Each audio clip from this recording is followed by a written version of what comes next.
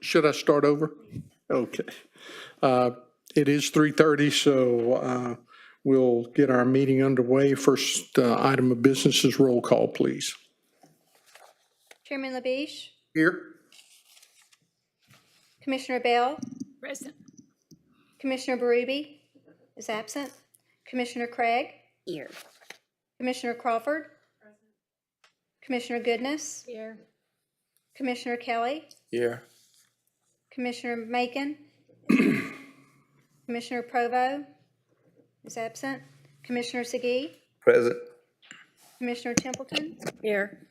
Commissioner Thomas. Here. Thank you.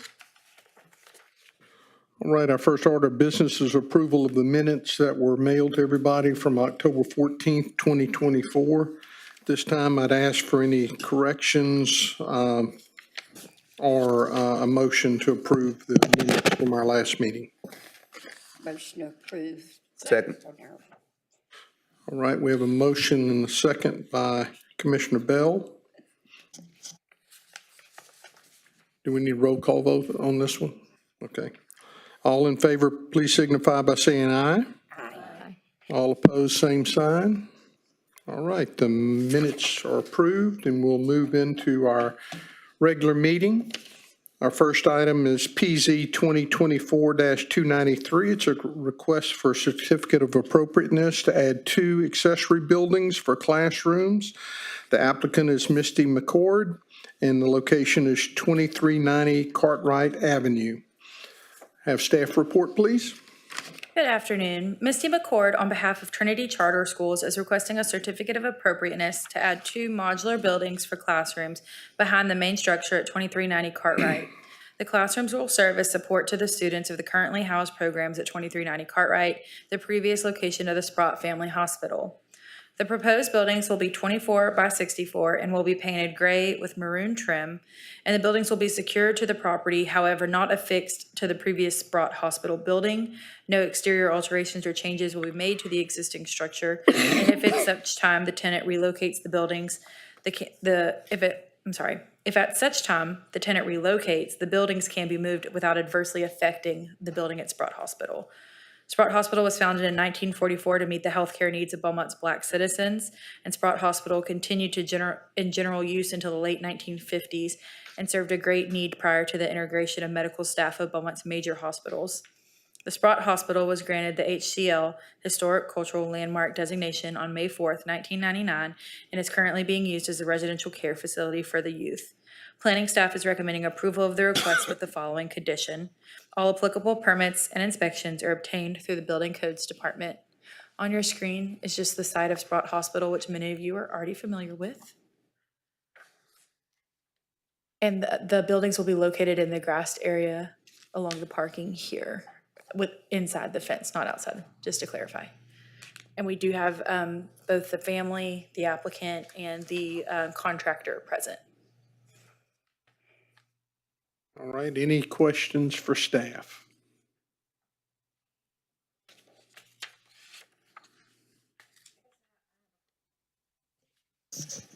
I have a question. Was there any discussion, because the buildings are going to be painted gray and it looks like the building's already gray, the new, Yes, the new buildings are going to be painted gray to match the existing but building. they'll have a maroon trim. If it had white, it would kind of look like the existing. If that's a condition the commission likes to set, you could do so. I believe the buildings are metal, so the trim may be just an outfitted color, the option that they have.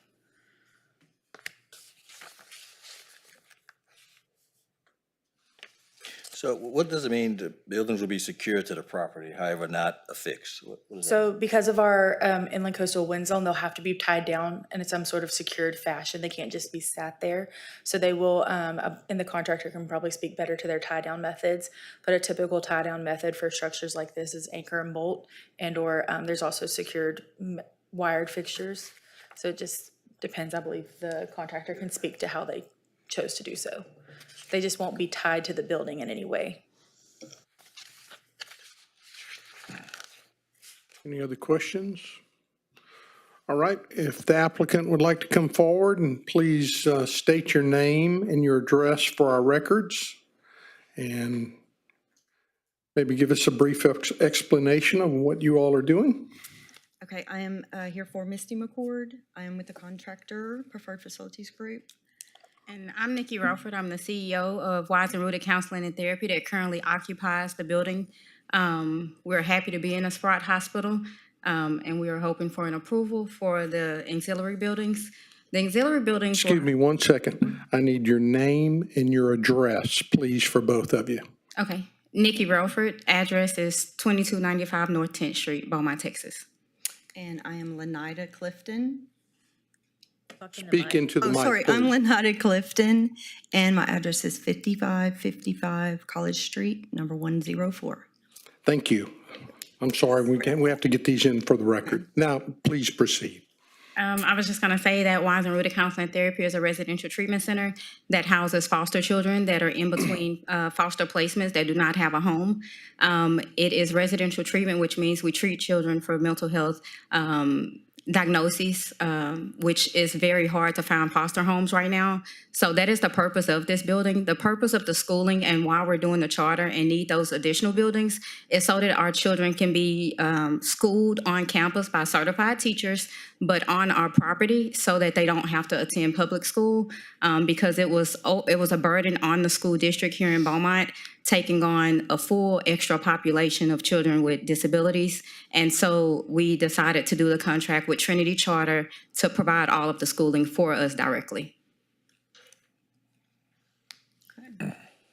All right, is there any questions?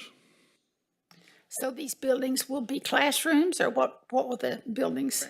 Yes, ma'am. They're portable auxiliary classrooms. I see. Have you interacted with BISD? Yes, sir.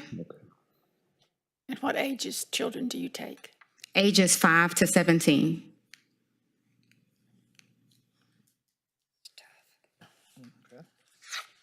All right, any other questions? All right, thank you very much. Thank you. All right, I'll open up board for commission for questions or for motion, please. I don't have a question, but I wanted to recognize and thank the Sprott family that's here in attendance. So thank you. Good to see y'all. Thank you for all you've done for our community. Yes, and I would like to add to that, I'm glad that we're not adding or connecting these auxiliary buildings to the Sprott Hospital, which has currently been approved for an undertold historical marker from the state. So we're working on that inscription and that marker. But it's a very important part of the community, and we're so happy to have it. But I have no other issues with the request.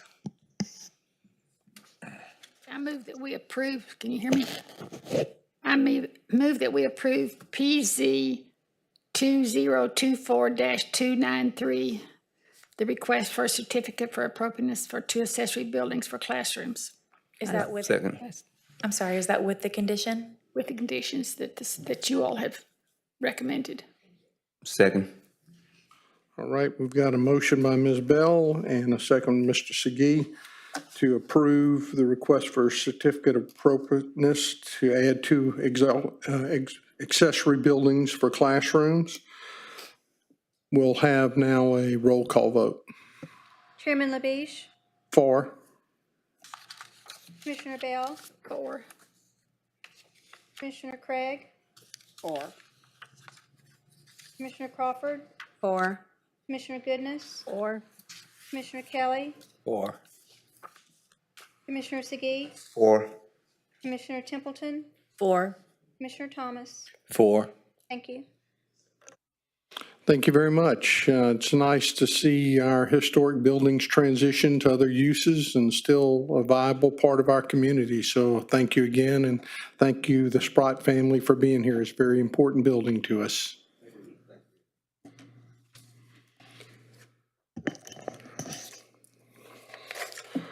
Our next item is PZ 2024-298. It's a request for a certificate of appropriateness to support the relocation of 2 state historical markers.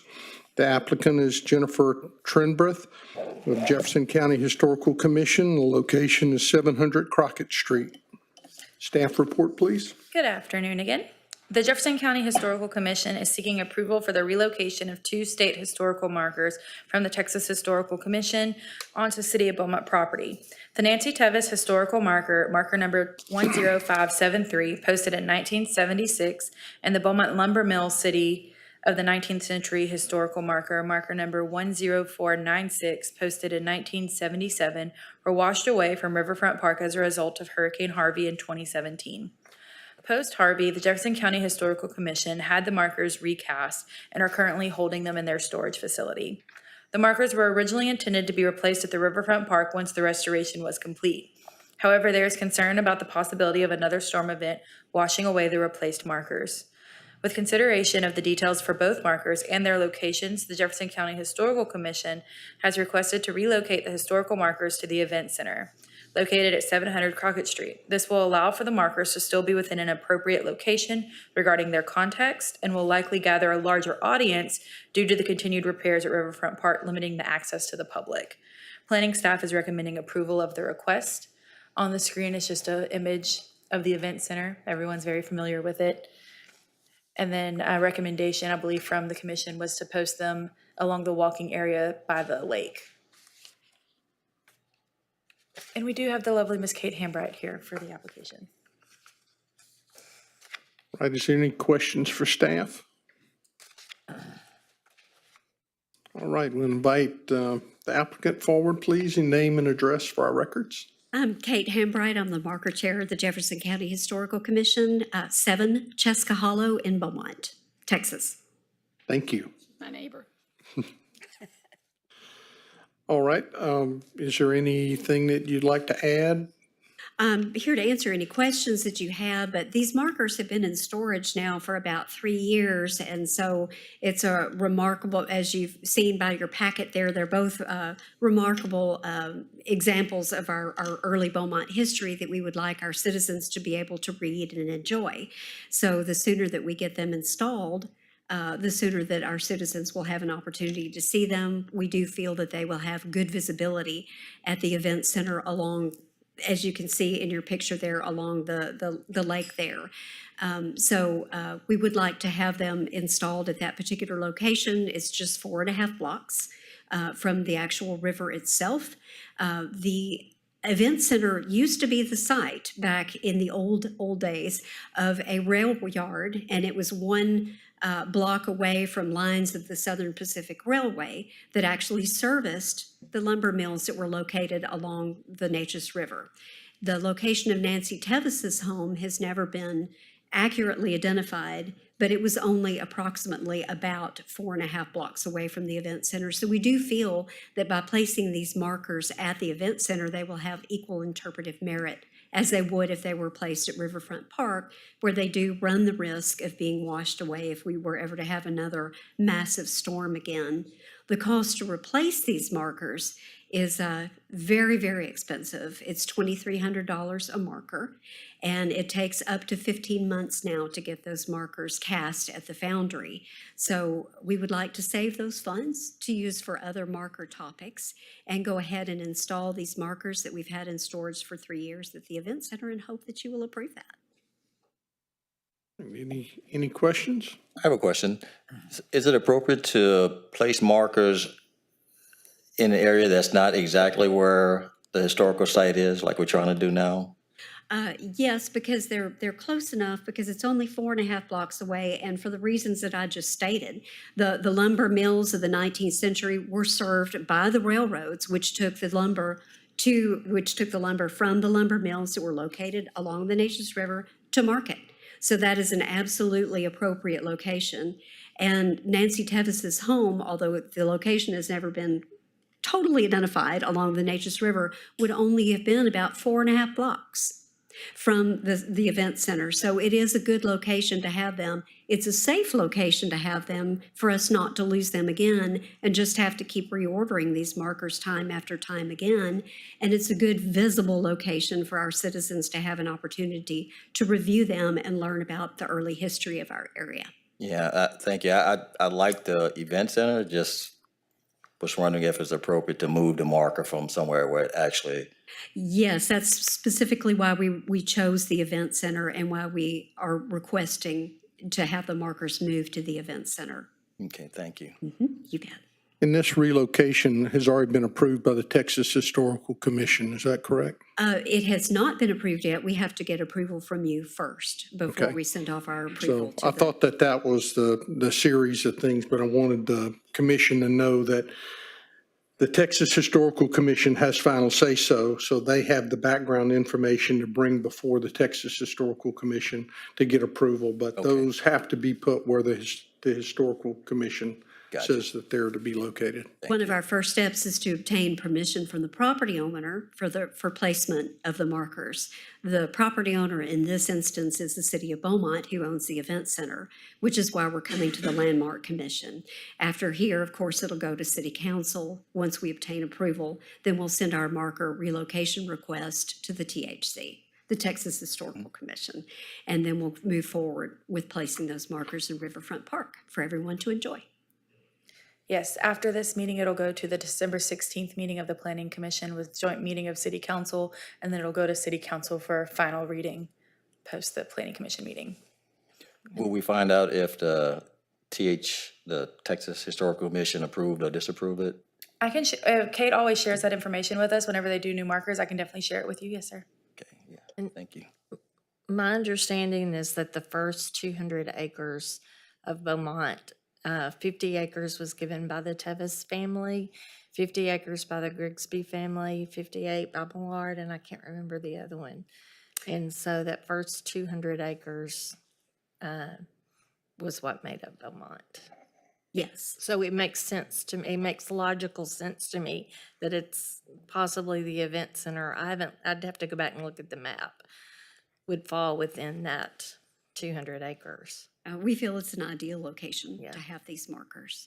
Right, and then one of the things that's very important is a marker in storage for 3 years isn't educating anyone about our history, of course.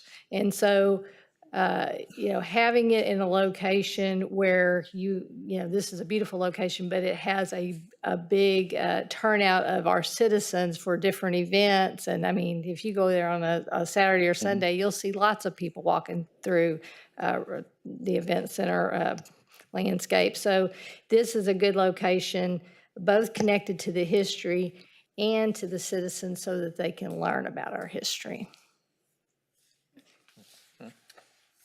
That's what I was going to add, that it's a great location because it's always so busy there with the events at the event center, but also all the festivals that the city does. So it's a good location. Yes. All right, any other questions? Thank you so much, and we appreciate the work that you all do through yourselves and through the organization. Oh, you're more than welcome. We're very excited to do it. All right, I'll open it up for discussion from the commission or a motion. I make a motion that we approve PZ 2024-298, the relocation of the 2 state historical markers as presented. A second. All right, we have a motion in a couple of seconds.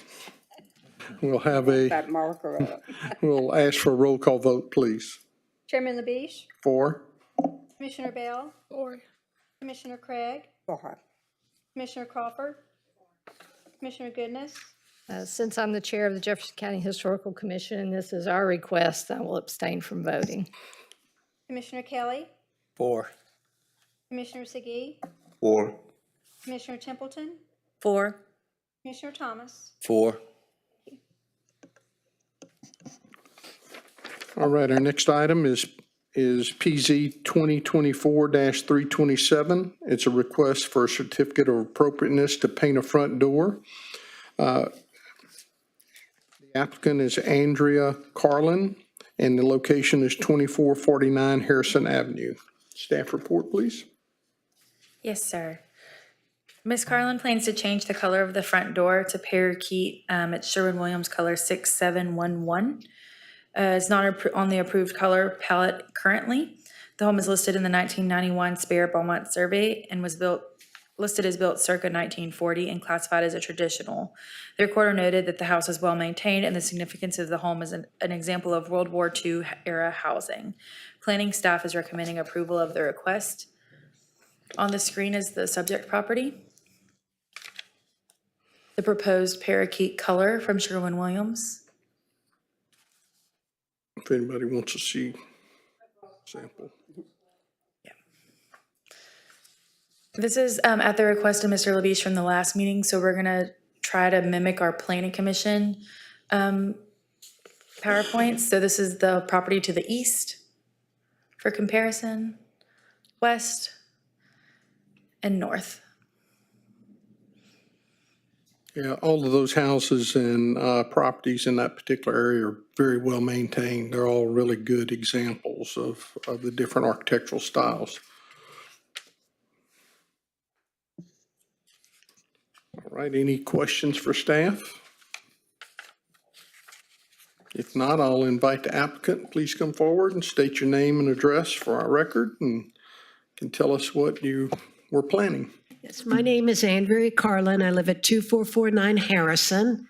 I bought the house from Nell Phillips in 2000. The house was built in 1946.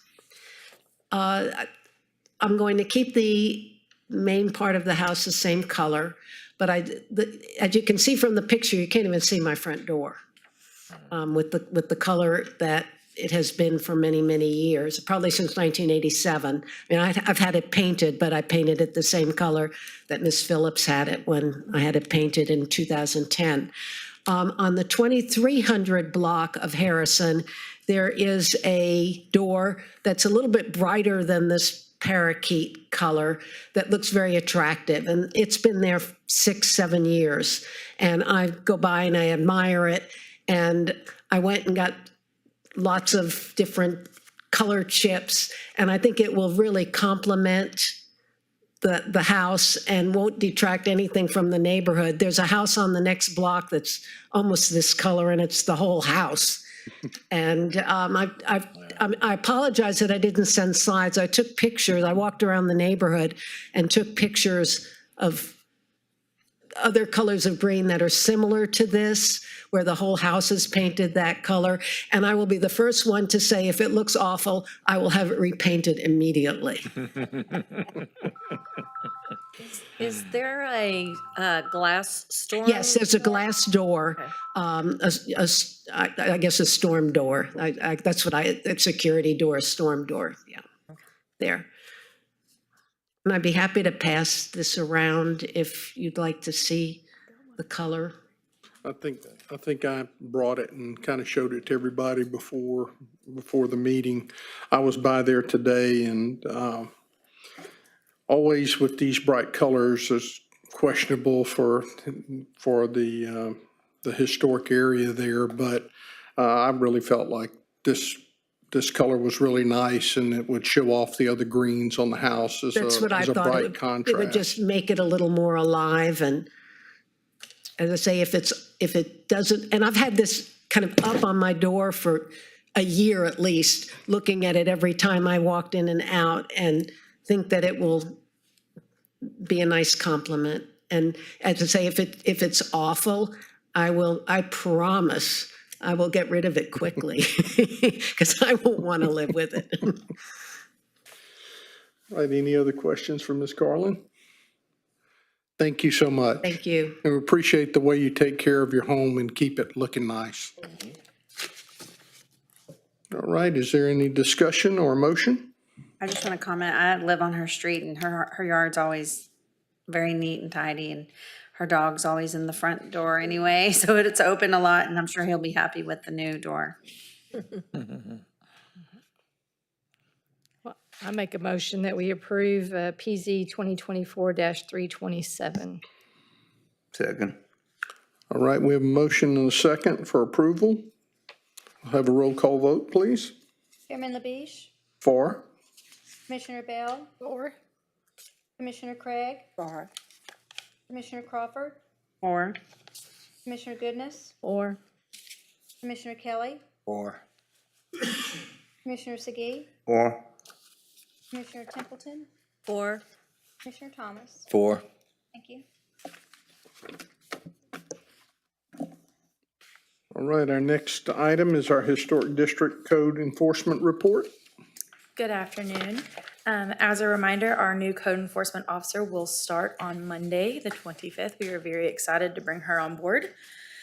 The new inspector, or not the new, the current inspector that is covering the area had issued 30 weed re-inspections, done 2 litter re-inspections, a general nuisance re-inspection, 6 city compliance inspections, issued 5 new weed violations, and returned on 17 historic district violations for a total of 61 inspections in the historic district during the inspector's absence. All right, any questions for staff about the reports? If not, seeing none, I'll call our meeting adjourned. 26 minutes.